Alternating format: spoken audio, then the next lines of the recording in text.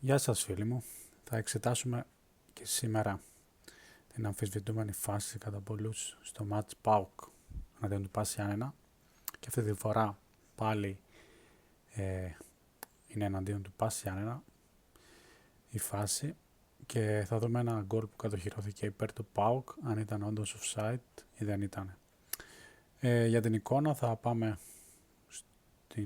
στο site της Nova και θα πάρουμε την εικόνα και θα τη σταματήσουμε ακριβώς εκεί που σουτάρει ο παίκτης. Λίγο ακόμα. Εδώ και λίγο πιο πίσω.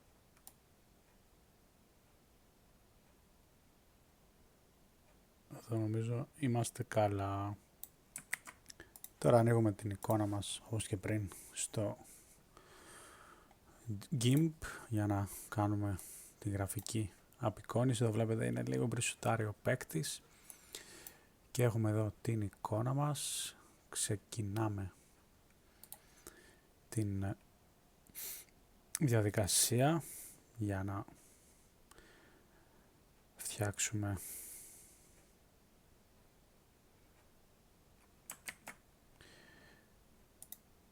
θα πάρουμε ένα αρκετά μεγάλο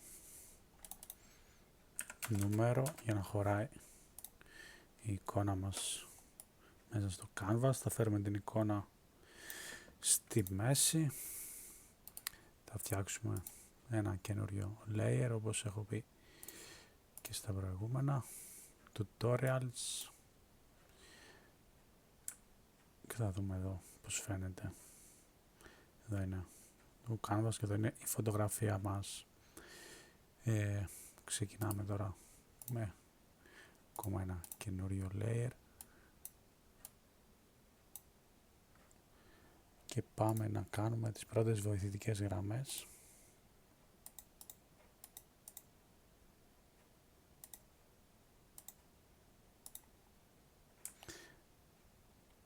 Και θα ξεκινήσουμε με τη γραμμή της μεγάλης περιοχής.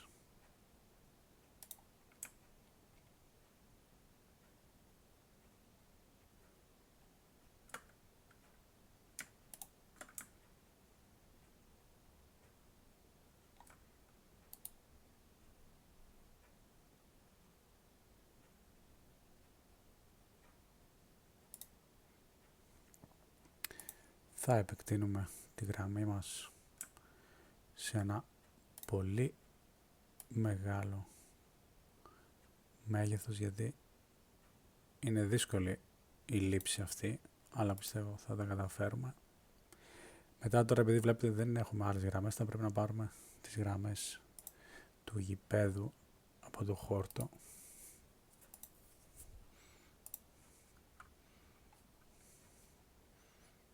Αυτό λίγο μπορεί να μας δυσκολέψει, αλλά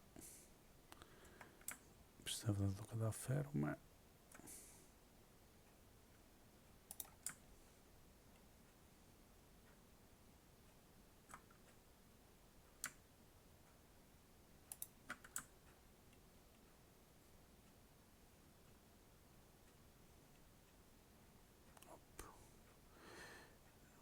Και θα επεκτείνουμε και αυτή τη γραμμή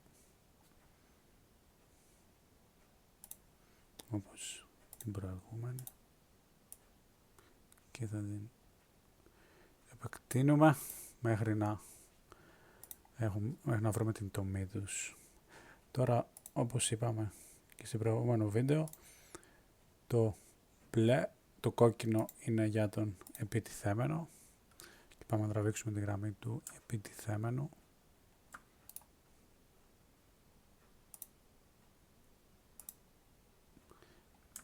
Παίρνουμε την τομή τους περίπου εδώ, ας πούμε ότι είναι το κέντρο της τομής και τώρα πάμε να βρούμε το σημείο του επιτιθέμενου που είναι πιο μπροστά στην εικόνα. Θα πάρω εδώ περίπου τον νόμο. Προσπαθώ να είμαι απόλυτα δίκαιος.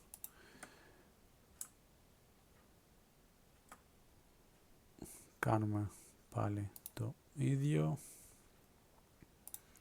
Επεκτείνουμε και τη γραμμή του επιτιθέμενου μέχρι την άκρη του γηπέδου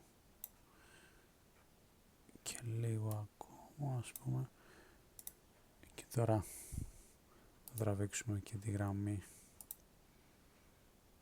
του αμυντικού.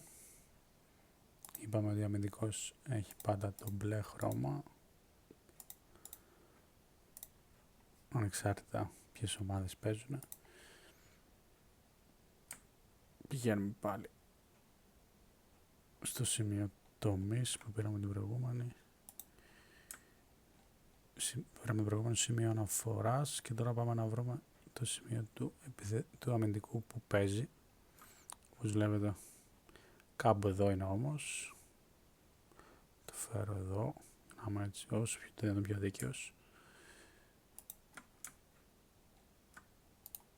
Θα κάνουμε πάλι επέκταση της εικόνας.